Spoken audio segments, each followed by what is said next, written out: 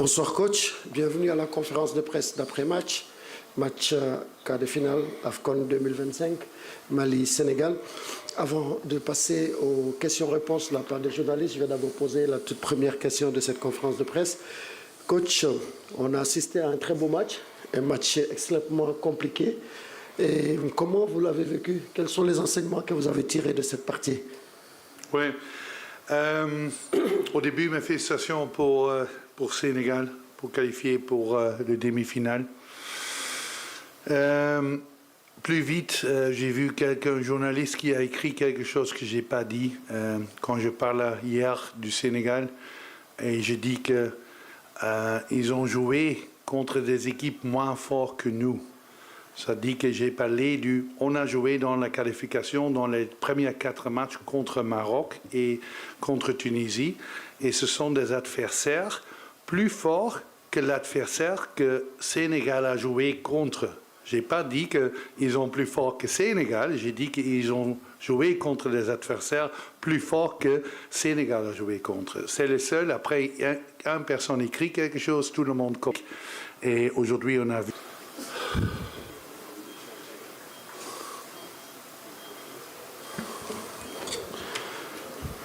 Bonsoir coach, bienvenue à la conférence de presse d'après-match, match quart de finale AFCON 2025, Mali-Sénégal. Avant de passer aux questions-réponses de la part des journalistes, je vais d'abord poser la toute première question de cette conférence de presse. Coach, on a assisté à un très beau match, un match extrêmement compliqué. Et comment vous l'avez vécu? Quels sont les enseignements que vous avez tirés de cette partie? Oui. Au début, mes félicitations pour Sénégal, pour qualifier pour le demi-finale. Plus vite, j'ai vu un journaliste qui a écrit quelque chose que je n'ai pas dit quand je parlais hier du Sénégal.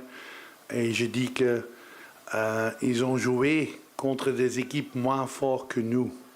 Ça dit que j'ai parlé on a joué dans la qualification dans les premiers 4 matchs contre Maroc et contre Tunisie. Et ce sont des adversaires plus forts que l'adversaire que Sénégal a joué contre. Je n'ai pas dit qu'ils sont plus forts que Sénégal, j'ai dit qu'ils ont joué contre des adversaires plus forts que Sénégal a joué contre. C'est le seul. Après, une personne écrit quelque chose, tout le monde copy-paste, et je reçois des messages, et c'est pas correct. Sénégal, parce que aussi dans l'interview hier, j'ai dit que c'est une des plus grandes équipes en Afrique, et aujourd'hui on a vu ça. Mais moi, je suis naturellement pas content avec les défaites. Je pense au début, le Sénégal est mieux que nous, mais on encaisse un but pas nécessaire. C'est une faute individuelle d'un joueur qui a joué très bien après, parce que le gardien a fait un très bon match, des bons parades, des bons saves, mais les petits faux, c'est le but. Après le carte rouge pour mon capitaine, une décision correcte, l'arbitre. Pour moi, c'est carte rouge, c'est un deuxième carte jaune.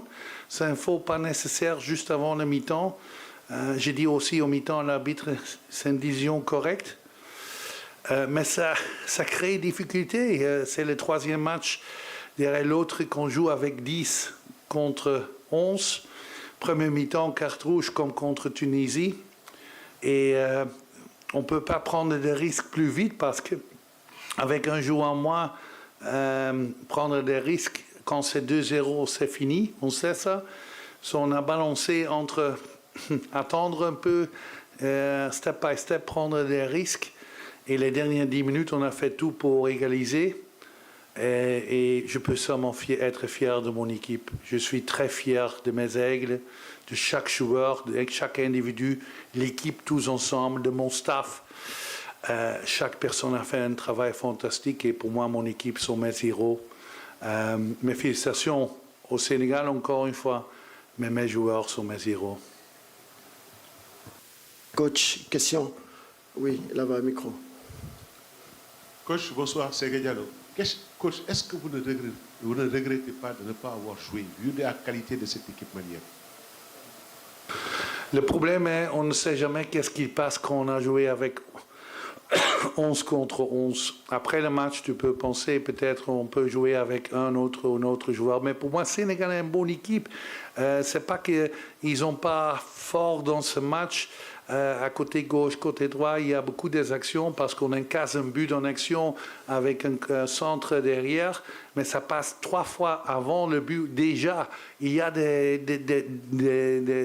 actions offensives du Sénégal qui sont dangereuses. On a peu de chances que le Sénégal ne marque pas. Il y a un pied, il y a un gardien, il y a une tête. Pour moi, on ne sait jamais quand on a joué différent, qu'on a peut-être, il y a une chance qu'on a marqué le premier but, mais on peut-être encasse 3 buts. On ne sait pas. On a vu Soudan qui marque un but de première mi-temps, mais après il encasse 3 buts. C'est parler des choses qu'on ne sait pas.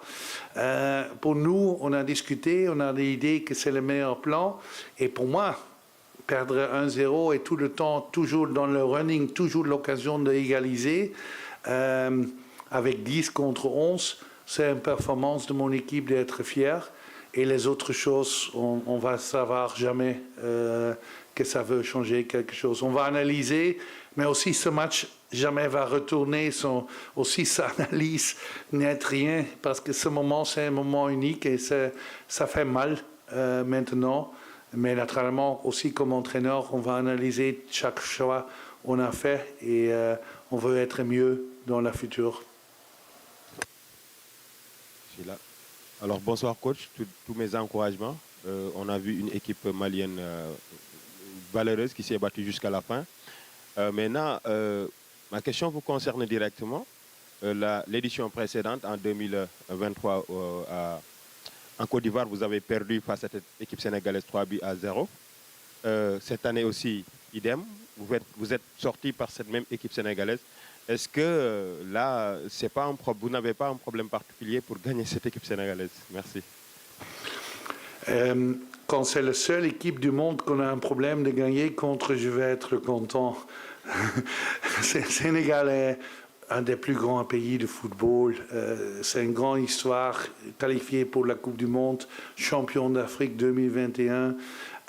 Pour moi, comme j'ai dit, quand c'est la seule équipe qu'on a un problème, c'est un problème.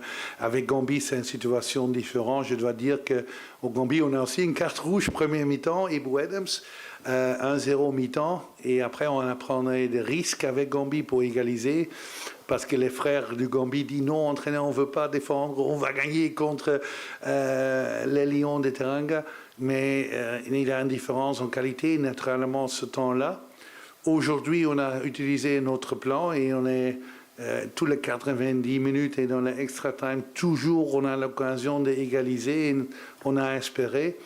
Mais moi, je ne suis pas que la prochaine fois qu'on joue contre Sénégal, troisième fois, ça va être la meilleure fois pour nous. Mais pour moi, comme je dis, quand c'est la seule équipe que je perds et tous les autres 210 pays au monde qu'on peut gagner, pas de problème pour moi. Bonjour coach. Merci beaucoup. C'est Khalifa Ndiaye, journaliste au Soleil. Il est au milieu. Donc, j'aimerais savoir si aujourd'hui, après vos propos d'hier, vous vous êtes rendu compte que le football, ce n'est pas la guerre, surtout entre deux pays comme le Sénégal et le Mali. Mais pour moi, ce sont des mots footballistiques. Guerre et guerre, je ne comprends pas. Tu n'as jamais vu une interview en Europe des entraîneurs qui disent ça? Je ne parle pas de guerre avec des soldats, mais il y a des grands entraîneurs avant, plus de 50 années, qui disent que le football, c'est une guerre. Et je pense que Bilchenki a dit que des peuples qui pensent que le football, c'est un cas du vivre et être mort, ils n'ont pas correct. Et il a dit, c'est plus important que ça. Et quand votre entraîneur utilise ces mots pour ses réactions, c'est son réaction. Moi, je parle les mêmes mots, je suis Tom, je ne suis pas francophone, j'utilise mes vocabulaires, et moi, je ne parle pas d'une guerre entre deux pays. J'aime le Sénégal. Moi, je suis gambien, je suis ton frère. J'ai un passeport gambien, je suis très fier, c'est le plus grand honneur de ma vie comme footballeur, plus important qu'1 euro, mon passeport gambien, c'est le plus important pour moi. Mais dans le football, combattre, mes joueurs, on veut gagner se combattre. On joue au football, pas comme quand je joue au football avec toi au plage, c'est pour le plaisir. Ici, c'est pour la victoire. Là-bas, Baba Sissouma, au fond, avec la casquette. Avec la casquette, voilà. Oui, bonsoir. Aliou, bonsoir, coach. Baba Sissouma, Maliba TV1, Bamako, Mali. Et coach, je crois que l'objectif pour vous dans cette CAN, c'était au moins les demi-finales. Avec cette élimination, quel est votre sort? Qu'est-ce qui vous est réservé? Est-ce que c'est la fin de l'aventure avec les Aigles? Je suis vraiment déçu qu'on n'a pas qualifié pour les demi-finales. Je dois dire ça au début. Pour moi, le premier match contre Zambie est le problème. Quand on gagne ce match, ça donne un autre moral dans l'équipe. On est mieux que Zambie, on crée beaucoup d'occasions, on rate un penalty au premier mi-temps, on gagne 1-0 jusqu'à la 92 minutes et on casse un but pas nécessaire. Ça a tué un peu le moral de victoire. Après, on joue bien contre Maroc. On a des problèmes avec Comores parce qu'on est nerveux et on manque un peu on est un peu fatigué peut-être. Mais pour moi, je n'ai pas pensé de mon futur. J'ai une très bonne relation avec mon équipe, avec mes joueurs, avec mon staff, avec la fédération. Mais dans le football, on ne sait jamais qu'est-ce que le football veut donner. Mais pour moi, je ne suis pas content d'aller à la maison au quart final. Mais quand tu as vu Mali à les 6 dernières CAN, 2 fois un quart final, 2 fois deuxième tour et 2 fois premier tour, ce n'est pas une mauvaise performance. Ce n'est pas le meilleur. Mais on va analyser tout et on va analyser la future. Mais moi, j'ai toujours un bon sentiment avec les Maliens, avec mes joueurs. Comme je dis, ce sont mes héros.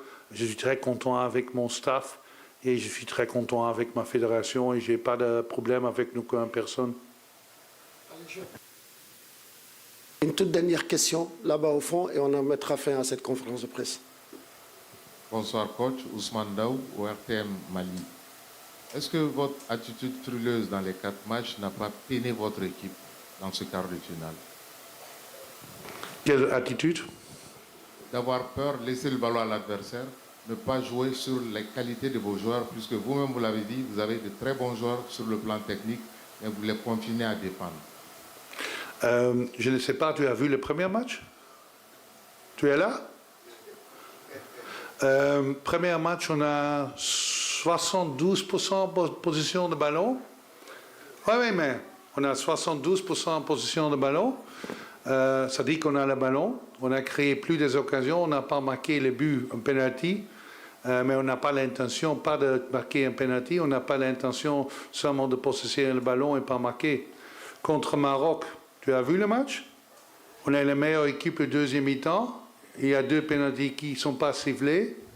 Contre Comores, on a 70% en position de ballon. Tu dis, on donne le ballon à l'adversaire, mais tu as vu un autre CAN que moi. Et contre Tunisie, on est avec 10 joueurs pour 100 minutes. Ça manque un joueur, hein, avec 10 pour position de ballon pour créer des occasions. Et on marque, on a la meilleure occasion. Et aujourd'hui, on joue 50 minutes avec 100 ou 55 minutes avec extra time. Pour moi, ce n'est pas un choix. On veut jouer offensif. On a marqué 2 fois 3-0 contre Comores dans la qualification, gagné 4-1 contre Madagascar, gagné 6-0 contre Eswatini. Moi, je vais signer direct pour un jeu comme ça. Mais il y a un adversaire, il y a des moments dans le jeu qu'on n'a pas de chance, il y a des décisions d'un arbitre qui ne sont pas avec nous, et ça influence naturellement notre jeu. Et moi, je suis fier de la performance de mon équipe. Et on ne veut savoir jamais, quand on a joué peut-être plus offensif, on n'a pas joué le deuxième tour, c'est possible.